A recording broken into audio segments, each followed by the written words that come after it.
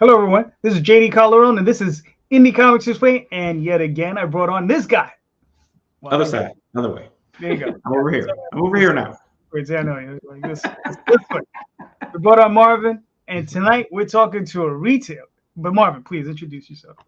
I'm Marvin Wynn, we're at the Edge from out of Comicsburg. And I'm on this side. No, wait, here. Right. Here. See? Right here. Yeah. There you go. You're right there. There you go. All right. I'm not sure where I am. All I know is that Alice is in the middle. So There you go. So, Joe, please introduce yourself. my name is Joe Murray. I'm the owner of Captain Blue Hen Comics in Newark, Delaware. We've been around since 1980, and I've been running the place since about 94 and owning the place since 2001. And we're a 3-time Eisner finalist, and I'm also the president of the board of Comics Pro. So been at this for a while. All right. Very nice. Very nice. All right. So Joe, so your store is in Delaware. How long have you been open? The store's been open since 1980. So, Gotcha. How long have you had possession of it? I've had possession of it since 2001, but I've worked here since 93, just before the death of Superman. So, Gotcha. Yeah. Now, if you don't mind me asking, I've been around for a long time. I've been collecting comics since I think I was like 8, and that's from I started in 78, 77, right? Mm-hmm.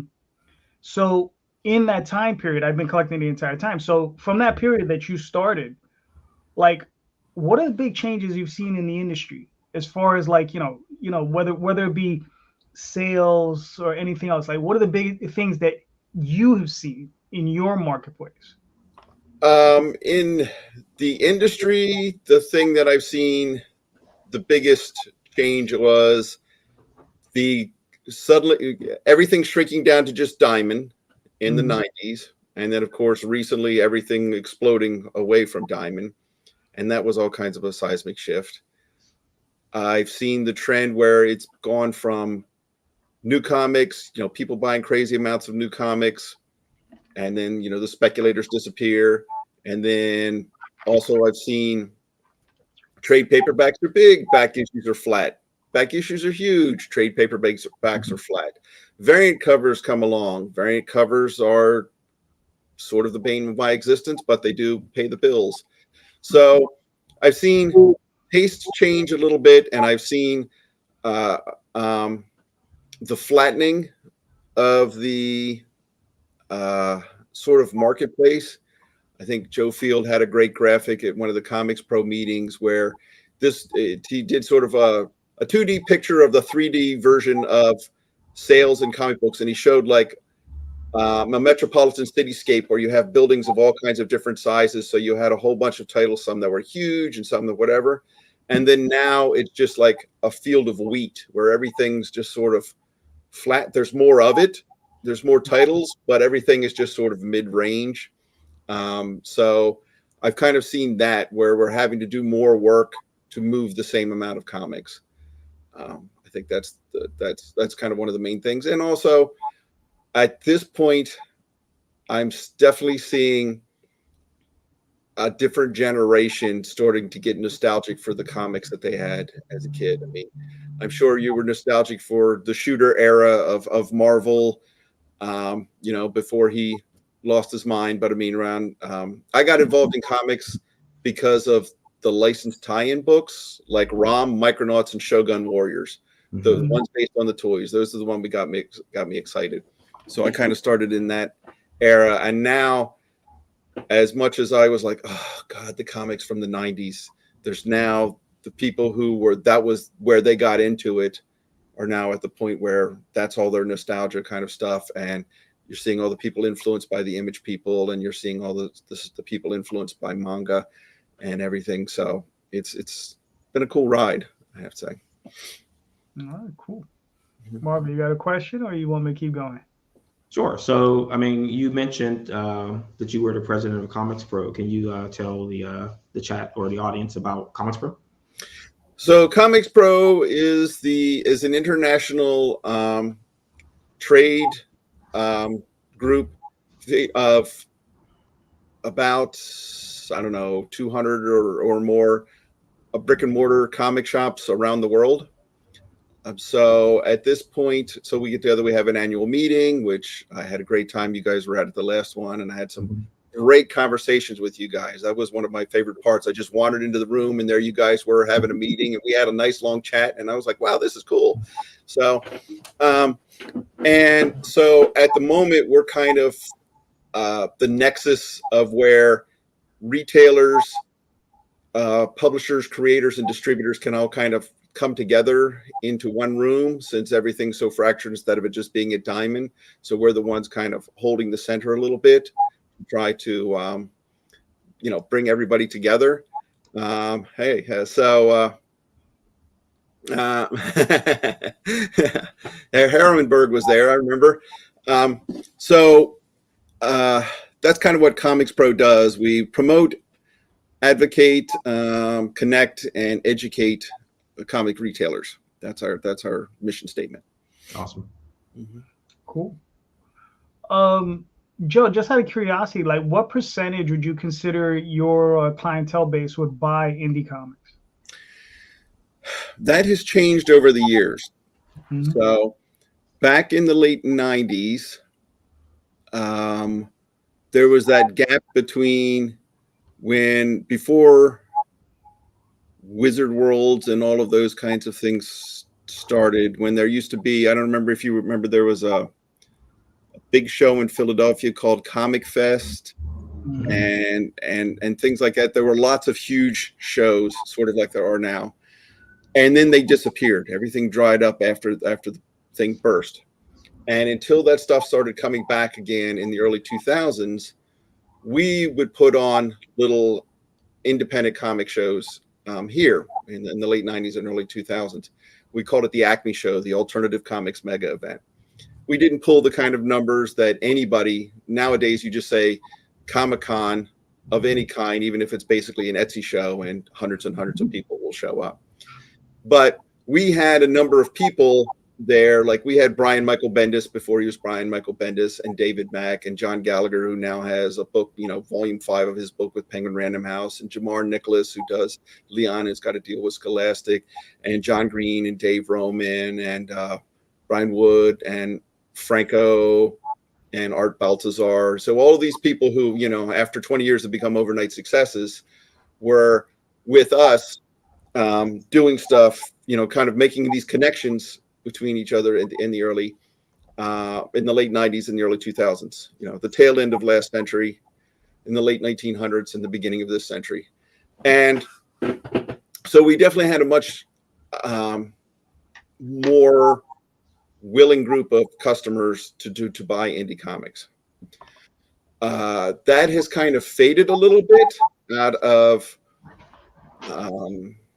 I'm not exactly sure. I think it's part of the customer base gets older, and the worst thing a retailer can hear from one of his customers is, yeah, I'm buying a house, at which point the amount of comics they buy just drops precipitously, or I'm having a kid and they drop precipitously, or I'm getting married and they drop precipitously. So unfortunately, a lot of times that ends up meaning that the indie comics sort of sometimes end up being the first ones to go, because they want their comfort food more so, and they go for that. And if they're coming in for a regularly weekly fix, one of the downsides sometimes of the indie comics world is consistency and regular shipping. And one of the rarest things in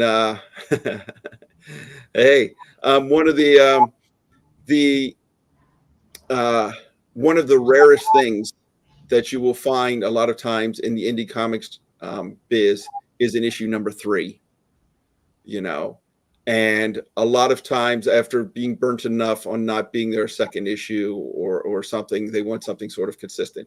And there's a bit more of a wait for the trade, sort of waiting for that, which, given the uphill battle that indie comics have as far as breaking into the market, not having known IPs and things like that is completely understandable. But fortunately, as you were saying before we started, that you've done, 40 Kickstarters, there's now mechanisms for you to be able to get the money up front. So you're not having to spend all your life doing all of this stuff for free and then hope then that you might be able to get the money down the line. You're kind of being able to keep it as a sort of rotating cycle, which I think is very exciting and allows people who are underserved possibly by comic shops to find the indie projects that they're kind of looking for. So it's a lot like the film industry where everybody will go and see a Hollywood movie, but you really, really got to go seek out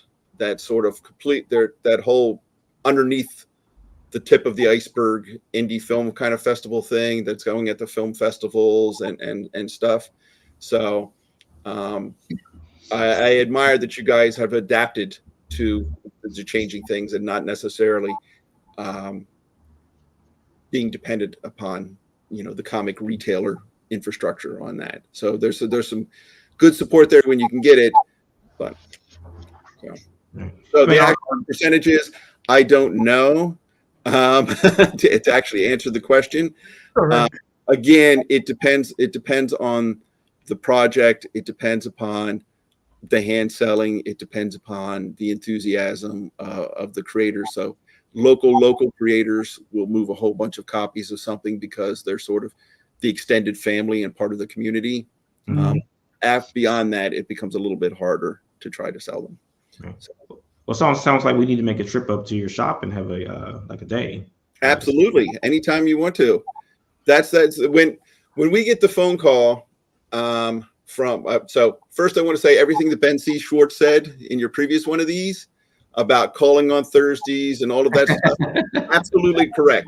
He was spot on. I agreed with absolutely everything he said. To garner more engagement with customers versus just doing the bare minimum to keep to garner more engagement. Well, I will think about that in a moment. So when somebody contacts us about a book, which I know Heroin Berg did contact us. It said, we'll send you the sample, we'll send you some stuff. I'm automatically going to give that more thought than just it lying passively in a copy of Previews. Previews is,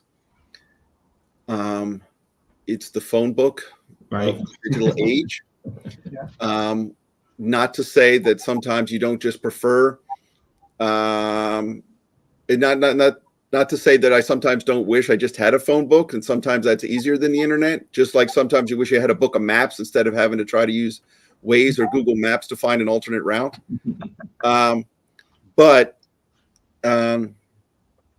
once they sort of make that contact, unfortunately, most of the time I have to say I don't think that that's necessarily going to sell because of price points or because we're not going to be able to give it the bandwidth it necessarily needs. And more often than not, retailers are also going, okay, is there going to be a second issue? I don't want to put this much effort into a second issue, if there's not going to be a second issue or not some follow-up, not something sustainable. So I don't remember where I started on all of that, but so what we will usually tell them is we welcome the best salesperson for any indie project is the people who make it.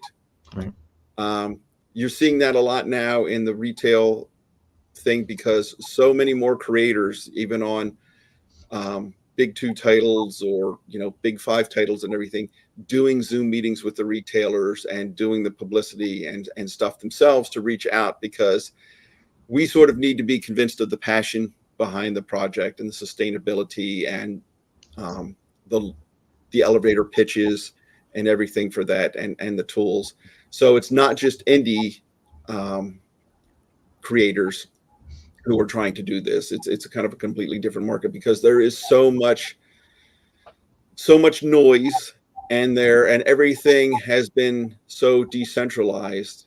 As a comic retailer, we used to have a couple places we can advertise, but print is dead. Cable TV is sort of dead. Over broadcast TV is dead. every social media is self-destructing in some way or another. So there's very few shared pop culture moments where everybody's going to be together, everybody's be watching the same thing at the same time for you to get the message out there. So when somebody calls us, our thing is, you're going to be the best person to sell for this. You are welcome to come and set up at the store and get people interested in it. If we're going to have a store event, you're welcome to come in to be an add-on to it. So that way you can sort of, pitch the product and hand sell it and everything. And you're going to be more successful at that than if you just send the book to us and have us try to sell it. So, I mean, you did mention that like there's no events where everyone's watching. There is, but it's going to cost you like $2 million to advertise at it. Oh, absolutely. Yeah. Every February, there's an event where everyone's watching. So right. You get $2 million. But they're watching it, but they're not necessarily watching it in the way you want them to. You want to get multiple impressions, right? Mm-hmm. I mean, that's the whole point of the thing. But everybody's just watching it, not necessarily for whatever the product is. They're watching to see this tiny little mini movie, and there better darn sight be a joke at the end of it. You know what I mean? Which is part of the problem of the whole social media era. Is I can't just advertise on social media. That gets squished down, and I have to be creating content. All of us have to sort of be clowns on the internet in order to get people to watch, and we can't talk about the product. So it's fantastic if I get 10,000 views in Kalamazoo, that doesn't translate to any money in the store. You know what I mean? But 10,000 viewers in Kalamazoo might mean a dozen more people get to see it in Newark, Delaware.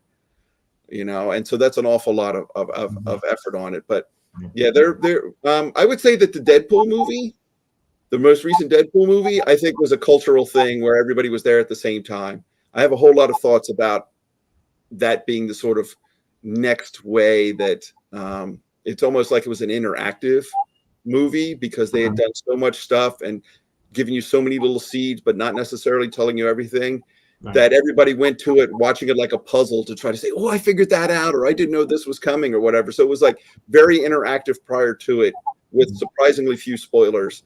And so I think that was the closest we've had recently to some kind of like a shared pop culture event.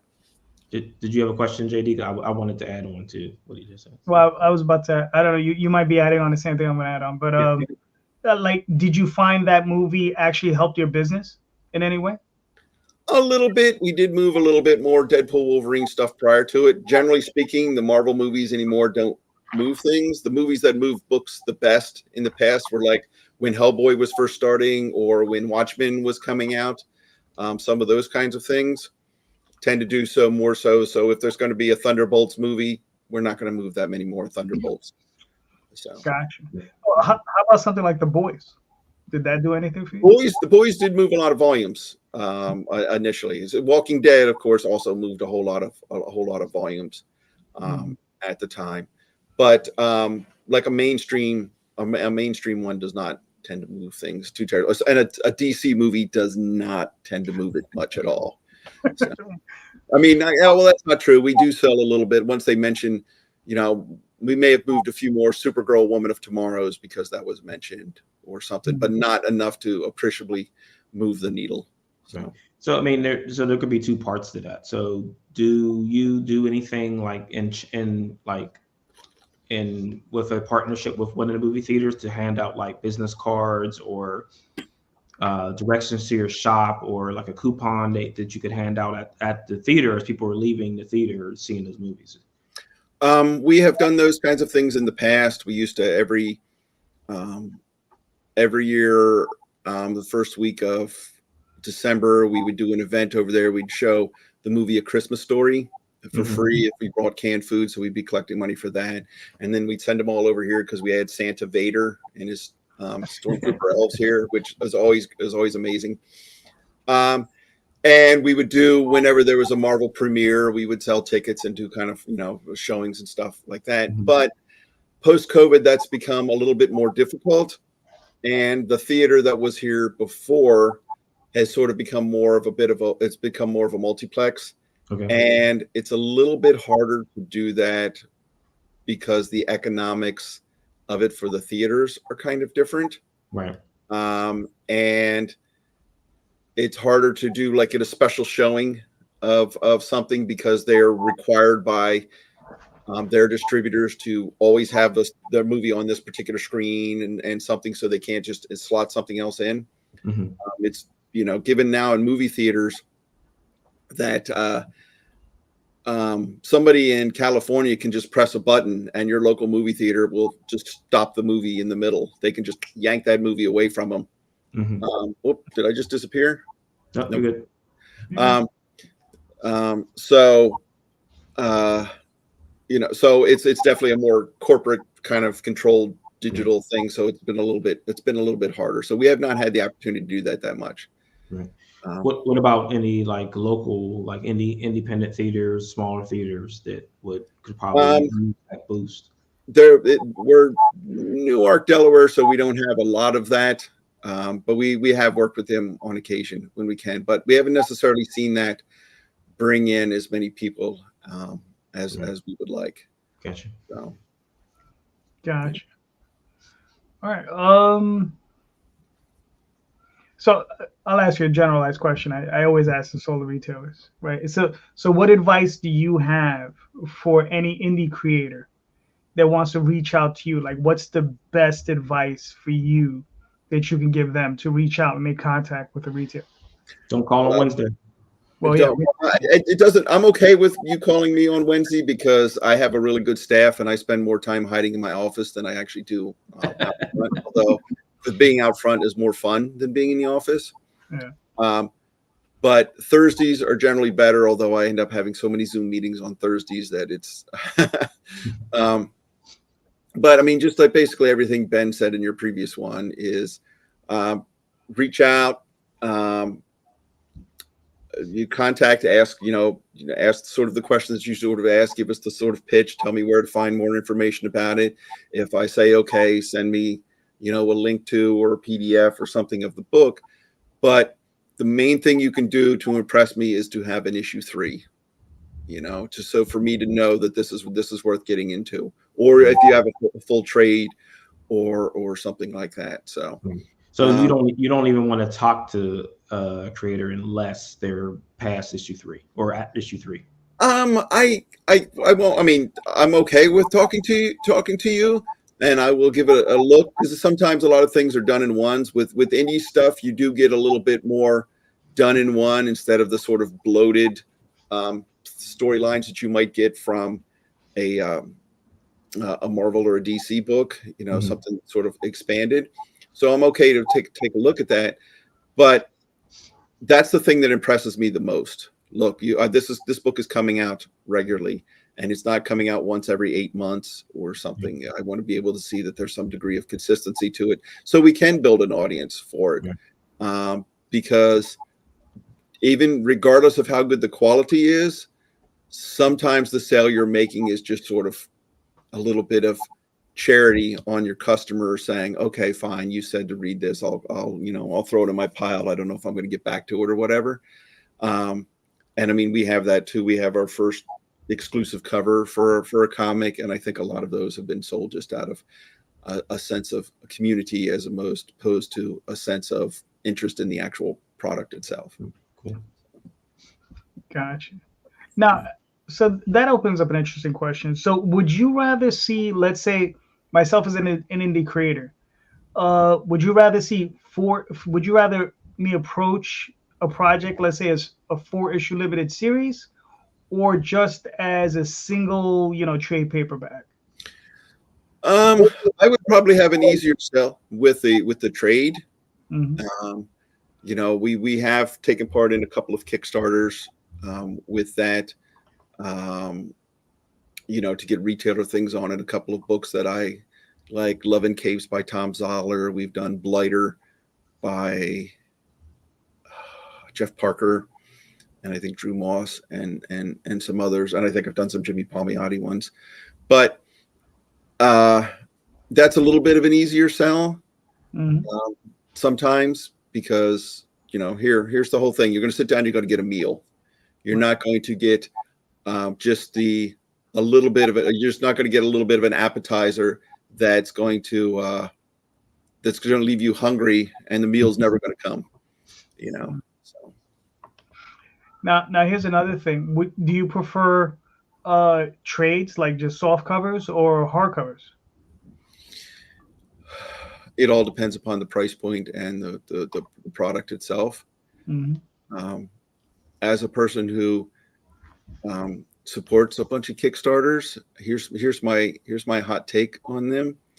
Sometimes I just want the damn book, but I have so many prints and pins and patches and posters and postcards and all of this stuff that I just don't know what the hell to do with, because I want this thing, I want the book, and I do kind of want this one little button or whatever like that, and I end up with all this crap in between. And sometimes I think both sides of that equation are doing themselves more work than they need to, if that makes any sense. Yes. I've done plenty. I'm certainly guilty. I'm a big trading card guy, so I like trading cards. So I always, those are always my. I have in my collection, I have my comics, and then I have just 3-ring binders of stuff that's okay. This is a random hologram card, and this is a little bit of cards, and this is a little mini comic thing, and this is a pog, and this is a postcard and everything. And I'm like, my kids aren't going to know what the hell to do with that thing, and there's no way I'm ever going to be able to sell that stuff. It meant something to me, but at some point you're just like, what are you going to do with this stuff? Right. So, Well, Pogs are back, so I've seen a lot of people doing Pogs now. Alf is back and in Pog form, baby. Pogs and poker chips. Yeah. Hey, I'm doing poker chips in my next one. That's cool. That's cool. Marv, you got another one? Yeah. So DP and I last week we talked with Shannon and Matt Live from Bat City. Right. Yeah. She has that whole entire school program thing. Right. Does your store do any kind of like community outreach, like the high schools, the grade schools, the colleges, or anything like that? Actually, yes. I've done. There was a book that was published for about being a comic retailer that the Comic Book Legal Defense Fund and Dark Horse Comics co-published, where there are a number of articles in it about different aspects of retailing, selling here, doing this, setting up, creating events. And I was the one who did the chapter on selling to schools and libraries. And I've actually spoken at the Delaware and Maryland Librarians Association, annual conference. And every year I present to at least one, if not two, graduate level college classes at the University of Delaware for people getting their masters in library and media studies. And so we do things like that. And in the past we've done many programs where we have a local artist with it, which will actually, now I think about it, it's easier because now I have a couple of artists on the staff, which will make this a lot easier than it used to be. Because it used to be I have to try to find someone, and you guys are artists, you guys are creators, and you should be getting paid for what you do. And sometimes when you're just saying, man, can you just help me out with this thing or whatever, and I always feel bad about that because we don't always get paid for these programs. But we would go out and we would do how a comic is made, how to put it together. I have a slideshow presentation. This is what a writer does. This is what the inker does. This is what the penciler does. How to tell a story. How to tell a story better. One indie creator we work with is Buzz Hassan and Ken Hazer, who did a book called The Living Corpse, which is now I think with American Mythology. And Buzz is the fastest thing on two legs when it comes to drawing. So he would draw 12 pages during this 45-minute thing talking where we're like, okay, this is a story of this ninja clan, the Coconut Clan, trying to steal something or whatever. This is how to draw it poorly. Everybody's the same size. There's not a lot of movement. Everybody's kind of standing up or whatever. This is how to do it better. All right, this is how to do it best because you've got the Z motion here as you're reading the page, and you could see there's more, your eyes being drawn here. Things are different size. You've got establishing shots. You got, and for him to be able to do this live that fast, and it's great when you do that with kids, because if you have someone up at the board drawing it's like they're magicians. They cannot take their eyes off. It is totally magic if you have an artist up there doing a talk with you. We have done a number of those things, and they're always so much fun. We've done it from kindergarten through college. Oh, cool. That's awesome. Yeah. So when you're buying from an indie creator, what type of discount program are you looking to get when you're buying direct? What are you looking to get from them? Ideally 50% and free shipping is what the goal is. I mean, that's the sweet spot. Mm-hmm. But I also don't understand how the margins could possibly work for you guys if you are going through, say, Diamond or something for that, because when all is said and done, you guys are the ones making the least amount of money off of a comic after it's gone through the regular sort of system, because you've had to pay the printers, and then you have to pay the percentages to the distributor, and you have to have the discount for the retailers. So your piece of the pie is so small. So I'm glad that a lot of you do have the ability to sell direct. Mm-hmm. It's just the downside of that for retailers is, aside from money, the one commodity we are in short supply of is time and focus. There's so many things that I want to be ordering that just sit around for a long time because I just can't get around to it. And anything that can be done to make that process easier is muy bueno. So. Yeah. It sounds like we need like a central place to do these kind of things, like the ICV2 thing that Milton is working right on. That's exactly what I was going to say. Although he's mostly working on game products right now, so I don't know how that's going to work out. But that would be, sort of ideal. Now we have a lot of vendors who there's a company called like Ann McGovery or New World Sales or Fair or different things like that. They don't necessarily sell comics and stuff, but they're one of these places where there's a whole raft of different vendors that you can order from, but each vendor has kind of a different minimum and different requirements. So you're still, it's all going to one place, but you're still having to sort of track, is my order big enough? Is this enough? What my costs and everything are. So the ICV2 thing could be great, but it also could still sort of be a little bit of that problem. So there's no silver bullet.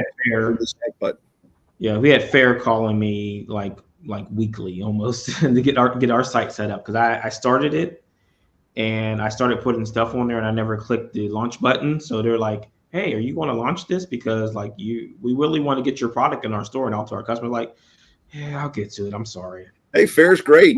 I mean, I haven't used it as much. There's a lot of stuff that I want to get on there, and that's where you're really going to be appealing to the people who are into quirky and outside the regular. We were trying to put together a Fair order, and I had one of my managers looking at it, and I swear to God, he put 30 things on there that had pictures of Danny DeVito on them. I'm like, man, I love you, and this stuff is great. I don't know if this is necessarily what's going to sell, but it's fun. Well, I guess maybe he was planning on buying one of each. Possibly, yeah. And Fair's nice because usually the things on there are very modest minimums and whatnot. And so, and within Comics Pro, Fair is one of the places that we've been suggesting to a lot of people, hey, give this a look, because ancillary products, stickers are huge right now. We even had a police officer who's went to training with the feds for social media and community outreach and everything like that, and they're like, stickers.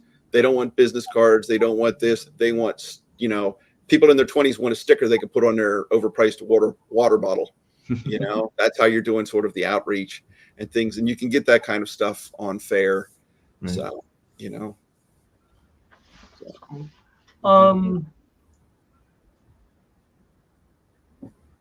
there were a couple of questions that popped up on the StreamYard thing there at the bottom, but I can't see them anymore. So I don't know. Oh, it's under comments. Okay. Is it okay if we revisit some of those? Yeah, that's fine. Yeah. Don't mind me, I was drawing a blank there for a second. I have a list of questions, and it's always a thing of like, oh, which one do I pick? Reaching to retailers. Dog Pound asked, what can you more customer engagement with customers than just doing the bare open minimum to keep their shop open? Have fun. Our store model is our mission statement. That so like it's important to have a mission statement so that if you ever like suddenly tomorrow we open up a second store, that you could just whatever staff you said over here, this is the Captain Blue Hen way. And our mission statement is aim for a smile. Everybody who walks that door, whether they buy anything or not, we want to make sure that they have smiled while they're in the store. Fortunately or unfortunately, for those who come into our store, that usually means a lot of bad dad jokes here. I am avuncular bad dad jokes. To give you an example, this is an original one, and people might want to mute it and hit that 15-second ahead button. But why was little toddler Clark Kent the only kid allowed to go to the mall by himself? I don't know why. Because he had constant supervision.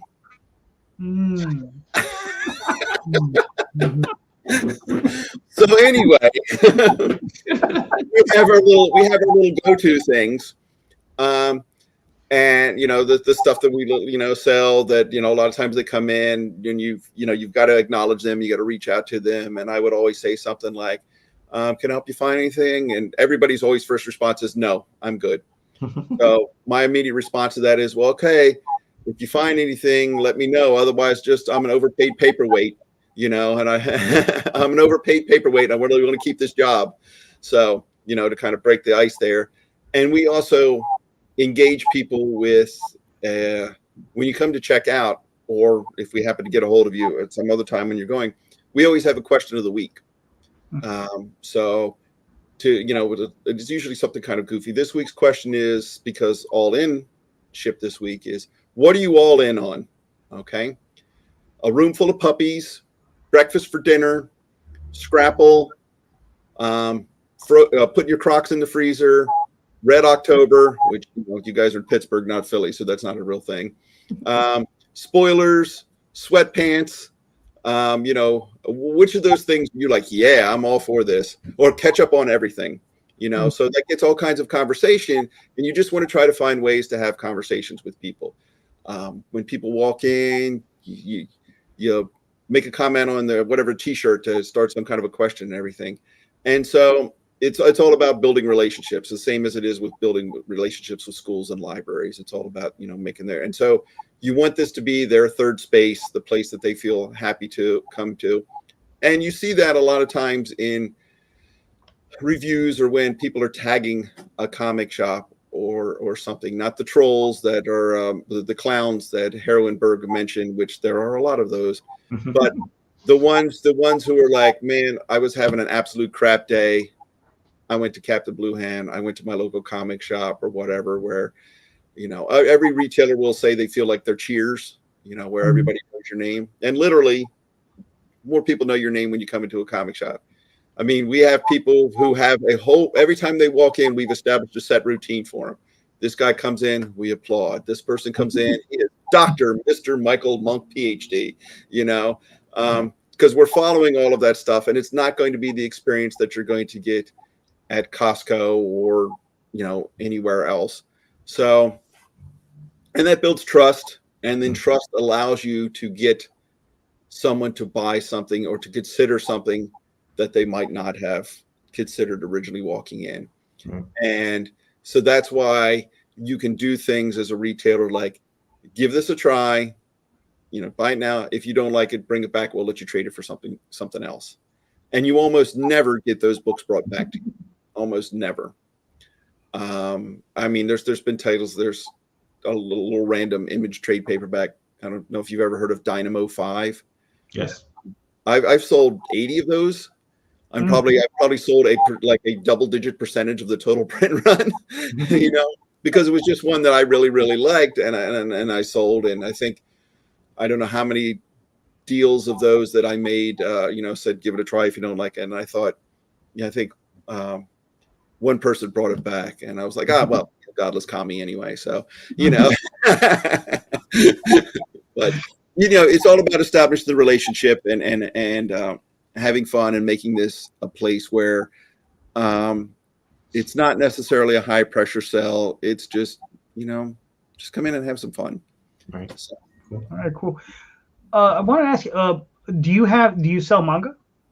We do. Not well, but we sell it. Okay, well that was part of the question. Is like how does it impact your business, if at all? Manga is extremely difficult because you either have to be I have not been able to successfully build it up as much as it should be. Right. And part of that reason is periodical comics. There's a sort of loyalty and inertia and routine to that. They're going to come in every week. They're going to come in every 2 weeks or whatever. They're looking for their books. They're picking them up. They're holding. So they know where to get the books. They're set on that. Manga readers are not as store loyal. They just want to read the story. Mm-hmm. They don't care where they get it. They're happy if they get it at the library. If I don't have it, they're happy to go down to Second and Charles or Barnes and Noble or wherever. They just want to get the story. They want to read it. They'll get it offline or whatever, which makes it a little bit harder to comic retailers are still in that sort of subscription model. Mm-hmm. And it makes it a little bit harder with that. And there is so much manga out there. When it first started coming over here, you were getting the best of the stuff. You were getting The Wire, you were, whatever, the things of that level, right? Now you have no idea. Now it could be like Cop Rock level. Any given book, you're like, I don't know. I don't know enough about this in order to be able to do that. And so it's very difficult to stock. So we basically keep in volume 1 and 2s of ones that regularly turn. Because don't sell the stuff in the middle. Right. So it's just very, very hard to kind of order that. And they're also not, they're not as patient. They're like, I can reorder it for you. I'll just get it somewhere else. Mm-hmm. And our manga buyers are somewhat different. They do tend to be somewhat younger, but it is an entry to get them to try some other stuff. Mm-hmm. And it has predominantly been, I wouldn't say it's all women, but I mean, it's definitely a different group than our regular, superhero ones. Yeah. As far as I don't have a problem with public speaking. I have a problem with public stopping speaking. So you can just, throw a flag on me at any time. Okay. What was I going to say? Nope. That thought went out of my mind. So, sorry. I'll come back to it a little bit. So we were, God, was it before the show? You were saying something about alt covers, right? Yes. Do you find, like, obviously you were saying it helps you keep the lights on. Do you find that those same covers, obviously you're getting from Marvel, DC, and Dynamite and all those companies, but do you find they actually help the sales of indie comics? Not unless there is a big mainstream name doing this kind of thing. So, and I don't even know anymore who necessarily has that kind of pull to sort of bump that thing. But I mean, if there was like a Todd McFarlane cover on an upcoming issue of The Edge, mm-hmm. That variant cover will probably sell, but all right, you get Todd on the phone. So don't expect it to come out anytime soon, because if I'm not mistaken, he still owes a cover for Valeria the She-Bat from the 1990s. Still waiting for that series. Yeah, exactly. Like, I'm still waiting for what was it called? Image United to finish. Good luck. But I don't necessarily think so. I know that you were speaking about like maybe having a different cover for the Kickstarter supporters than there are for whatever. And so on Kickstarters and things like that, it kind of makes sense because that is your really core people who, you know, just as I have my community of people here, your community is as rabidly loyal as many of my, you know, are ones. And the goal is to try to get the little Venn diagram to overlap a little bit. So within your community, yes, a variant cover might do something or give you a little bit extra sale. Within my community, I don't think it's going to necessarily move the needle here. So No, that's fair. Yeah. Marvin, you got a question or? Go ahead. You look like you got one. So, what is price point, right, on a comic? Like, what is good and what is bad? Like what is an acceptable range for a retailer? I would say max $4.99 unless it is a very impressive, you know, prestige presentation thing or whatever. A lot of times when we were contacted, they're asking $8 or $10. I completely understand the economics of that for them, but it's unrealistic, you know, comparing to the value you would get for a regular monthly periodical comic. Right. If you are doing something thicker like a trade paperback, like a collected thing, I would say 20 to 25 max, but it better not be a little thin one. And it also better not be one where the characters don't talk. So like there's an Ewoks comic coming up, and I'm like, that could have the most beautiful art in the world, but if the Ewoks are just talking Ewokian, that's not value for your money. It's perceived value. When Marvel did those Enough Said books where nobody talked during the whole thing, you have an expectation of how long a comic's going to take you to read. And if it takes you 2 minutes to flip through because there's no dialogue, you are going to feel that you did not get full value for your money, even though as much work or more work was put into it, you know? So, so it's just that you're getting perceived value, that you're getting a full meal out of whatever you're doing. So gotcha. I think Stephen R. Bissett's Tyrant, I think, was silent. Say what? Stephen R. Bissett's Tyrant. I think was silent. And I think there was a book, a Japanese book, Gone. Yes. G-O-N, the little dinosaur guy. Yes. Always putting his head on things. Yeah, I remember that one. Right. Yeah, that issue of G.I. Joe with Snake Eyes. Sound like yes. Oh yeah. Well, that's slightly different because that kind of work. I mean, those two issues do sell still, but it's because Snake Eyes is so like hot. But I mean, if you're coming in to pick up your books and all of the Marvel books for that month are silent, and and some people can't write those kinds of stories. Yeah. You know, and some people can, but and you're just like, okay, I read my whole stack. There's, you know, $40, and I'm done in 15 minutes.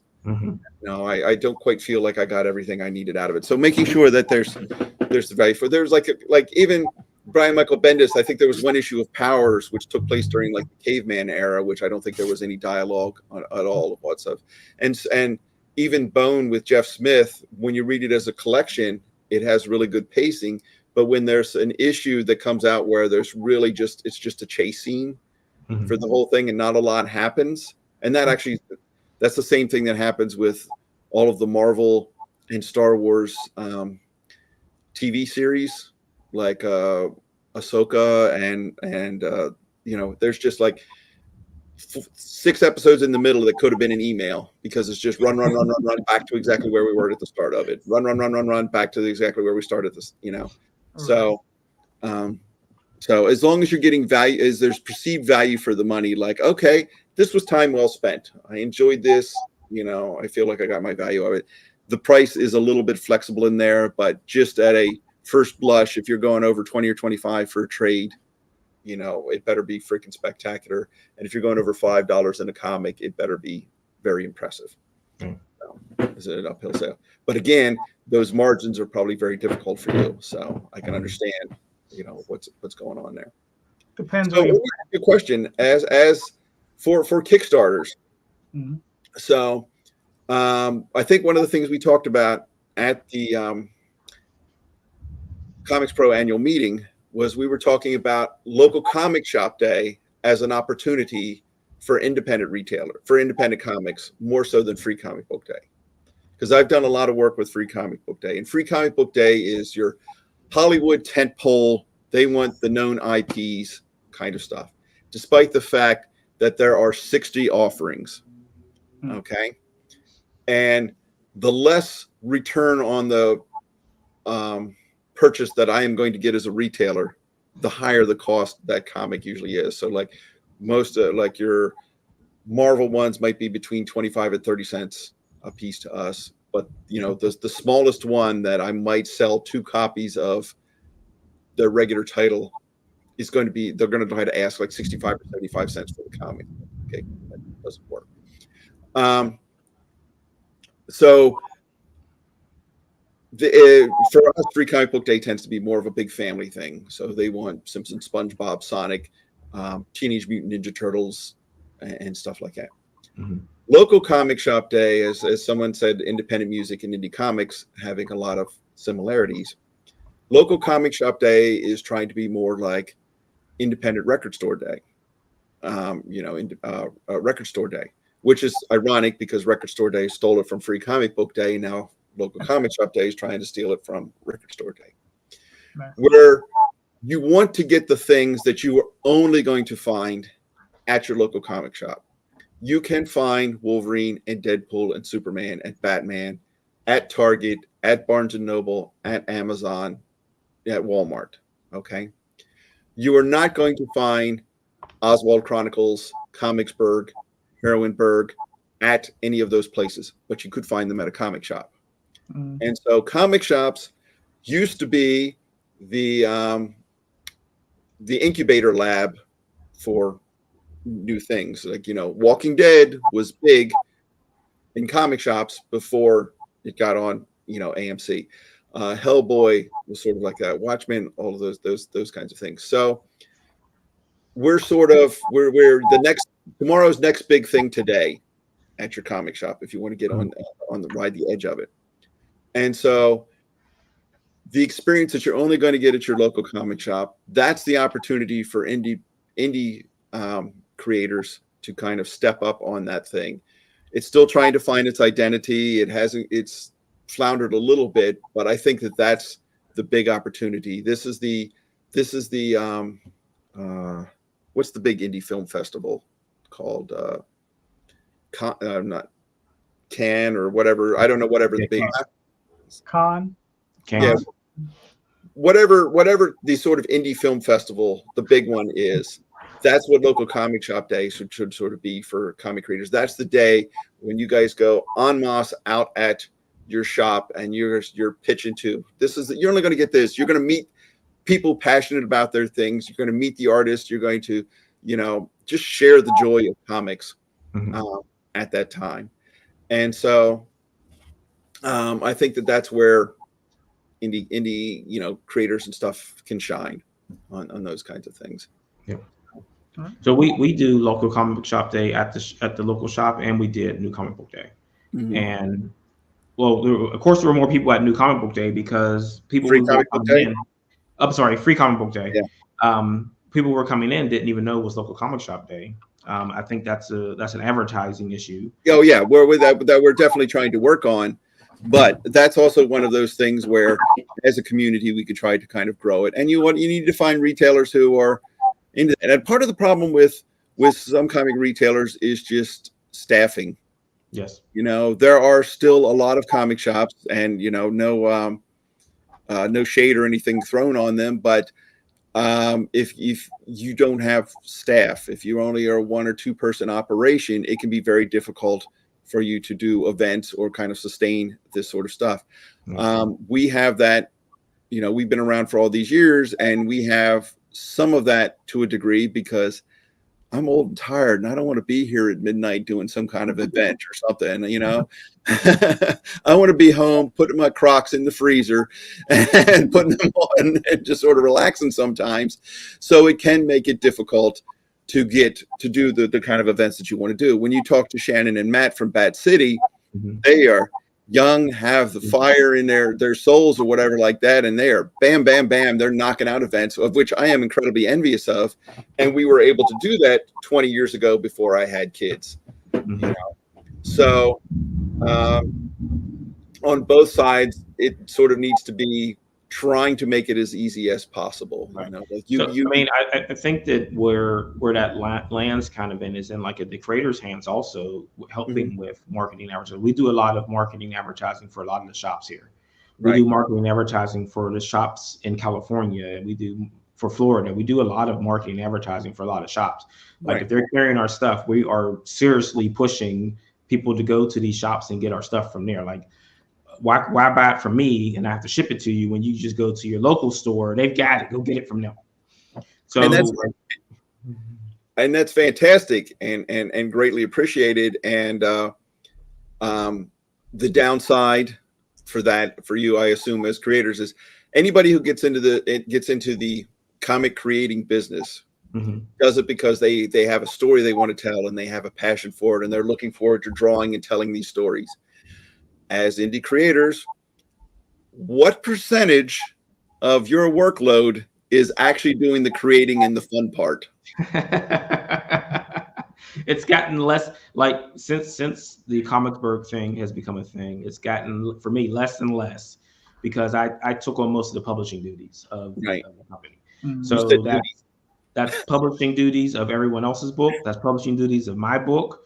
That's marketing, everything that, like calling the stores, emailing the stores, et cetera, et cetera. I get help with that, but it was a hit. Like 10% the fun part, 90% the pushing the rock up the hill.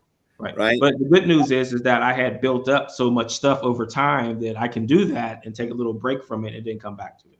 Right. You've built the mechanisms and the structures and made the routine. So there's a lot of tasks that you can just go ting, ting, ting, ting, ting, and as retailers, I know that I have problems with that. One of our operating mantras is make the routine, but we don't do that as well as we want to sometimes. And it falls apart a lot. So I have a plan, but what was it? Mike Tyson always said that everyone has a plan until you get punched in the mouth. Then exactly. Out the window then, and you're like scrambling to figure out, well, what am I even doing today? I would, if I've had a little bit of a staff change. My manager of 20 some odd years has moved out to California. He's still my man in the chair and he works virtually most of the time anyway, and is a godsend.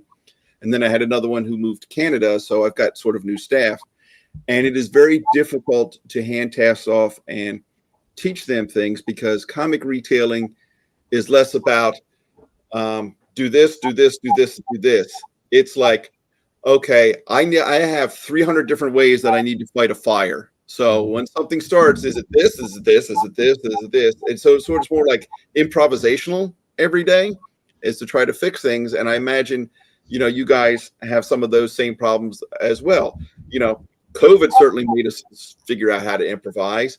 Okay, well, Twitter's gone crazy. So we had a thing built up there. Now what do we jump over here to Blue Sky? Do we do this? Do we do that? Hey, our printer has gone belly up, or there's been a problem with this. And so you spend so much time doing the other things, or as I call you're full of fire and vinegar and you're ready to do the thing. And then you keep getting slapped with the cold fish of the mundane, and by the time you're done dealing with that, you've forgotten, you've lost all your momentum.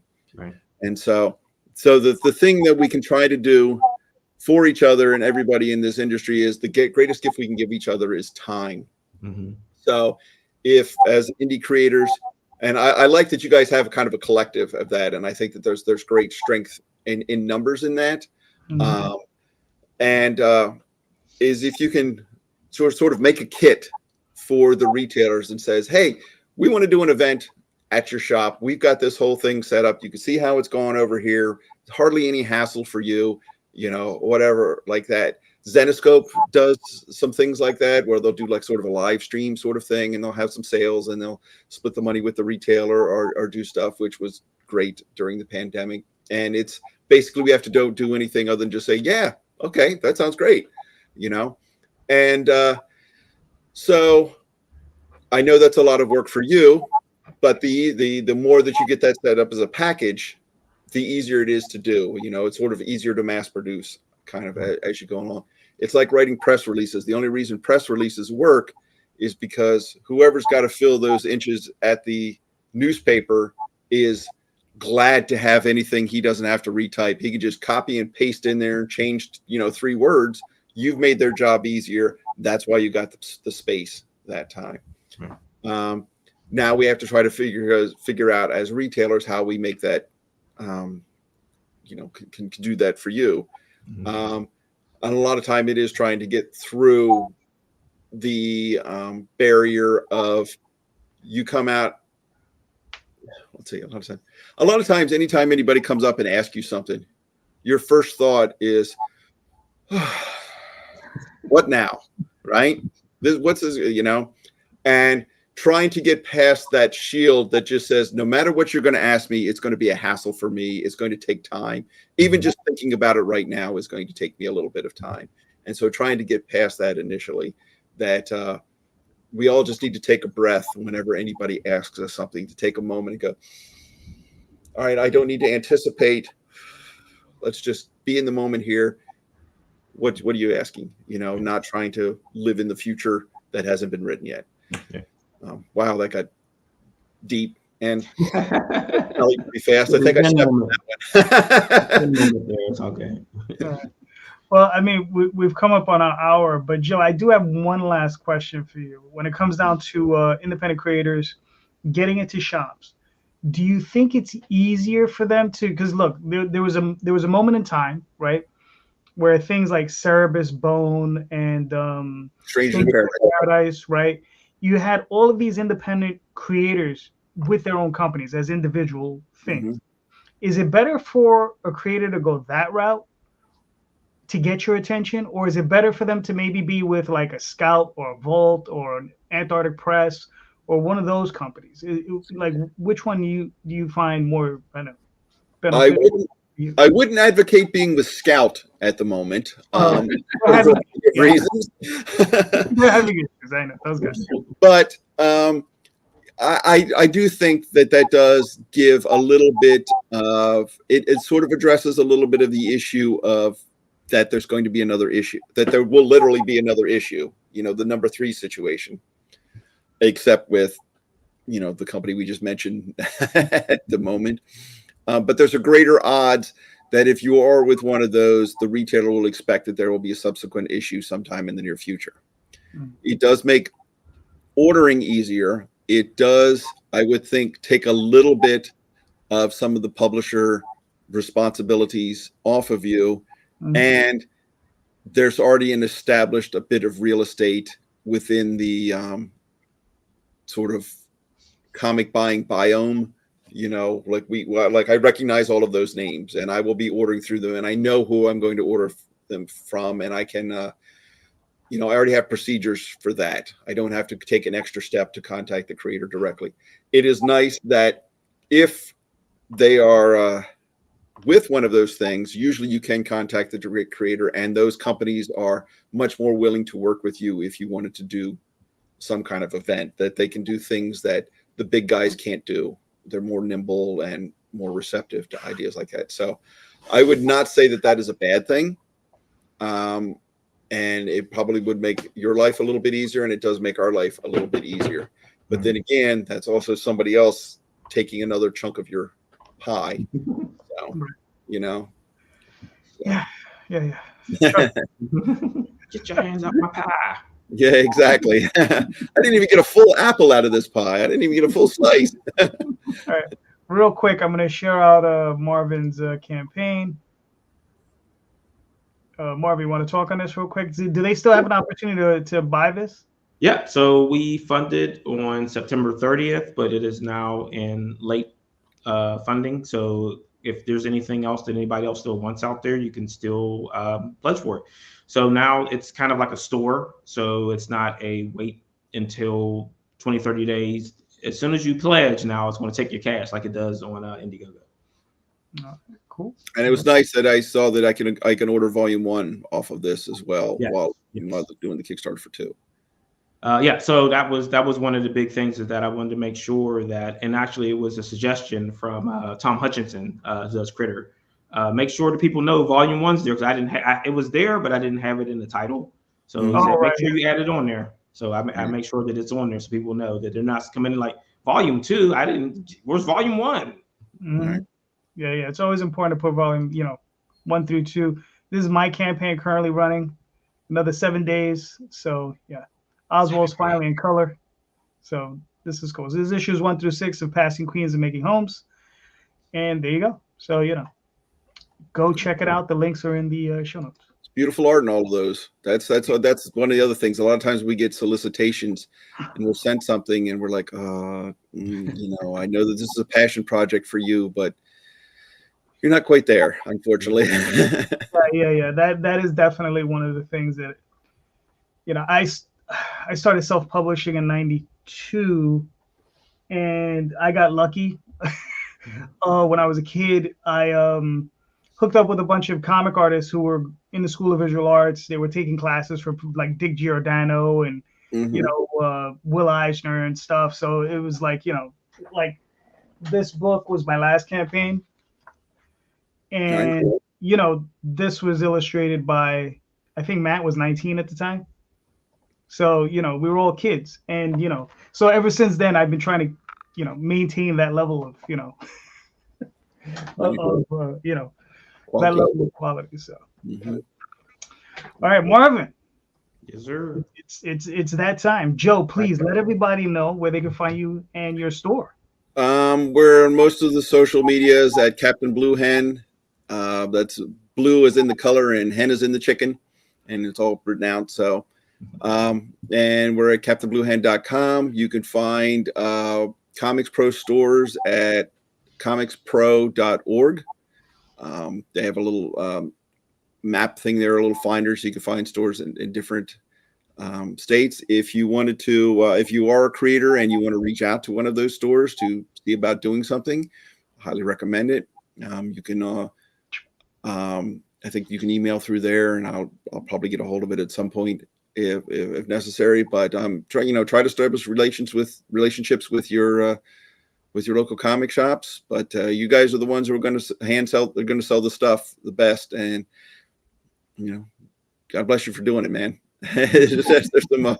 There's some great stuff out there. It's an uphill battle to get it in the stores, and but I'm glad you guys are out there doing it, because unfortunately, the other problem you guys always run into is when you do get something good and you get that great artist, he's going to get scooped up right away. You end up becoming the farm team for the big two. Everything that I liked at Image, all the Jay Farber books, we would have for like Dynamo 5, every artist he got on there got scooped up by Marvel like really, really quick, and you can't continue to do the book. And you're like, oh man, damn it. So that definitely happens. Yeah. Mm-hmm. All right, Marvin. Yes, sir. So Marvin Wynn, you can find me at The Edge Comic across the interwebs, comicsburg.com and theedgecomic.com. All right, cool. And I'm JD Calderon. You can find me on theoswaldchronicles.com, talltalesonline.com, Dream River Press, and most importantly, currently on Kickstarter. And just don't forget, everybody, please check out the show notes. Click those links. All of those links go to various websites, where they go to my Kickstarter, Marvin's Kickstarter, or Joe's store, or his Facebook website. So please go check out those links. Check out those books, and just remember, buy more books, especially ours. Thank you so much, everybody. Have a good night. Good night. Thanks, guys.